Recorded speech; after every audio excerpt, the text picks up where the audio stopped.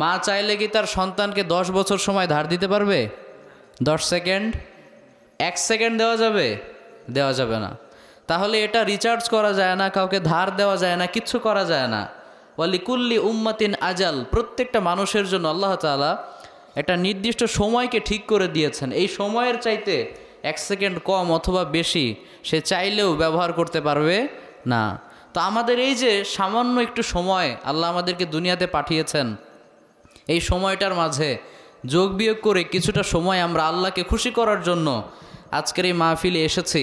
আমরা মনোযোগ দিয়ে যদি আলোচনা শ্রবণ না করি তাহলে পুরো সময়টাই নষ্ট হয়ে যাবে, পুরো সময়টাই নষ্ট হয়ে যাবে। আর আপনি যদি এই নিয়তে বসেন যে আজকে কোরআন এবং হাদিস থেকে আমরা কিছু শুনবো, কিছু শিখবো, তাহলে আল্লাহ রসুল সাল্লাল্লাহু আলাইহি সাল্লাম বললেন, যতক্ষণ সময় আপনি এখানে বসে থাকবেন, আল্লাহর রাস্তায় জিহাদ করলে যে সওয়াব পাওয়া যায়, ওই সওয়াবটা আল্লাহ তাআলা আপনার আমল নামায় এমনিতেই ঢুকিয়ে দিবেন। সুবহানাল্লাহ, কি চমৎকার হাদিস দেখেন। আল্লাহ রসুল সাল্লাল্লাহু আলাইহি সাল্লাম বলেছেন, মান খারাজা ফি তালাবিল ইলমি ফাহুয়া ফি সাবিলিল্লাহি হাত্তা ইয়ারজিআ।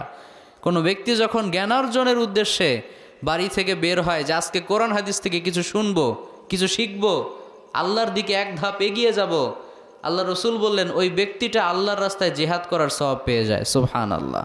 তাহলে ইন্টেনশন, আমাদের এই যে নিয়াত, এটাকে খালেস করে নিতে হবে। কোন উদ্দেশ্যে আমরা এসেছি, কি শুনছি, কি জন্য এসেছি, সব কিছু আমরা ঠিক করে নেওয়ার চেষ্টা করবো ইনশাআল্লাহ।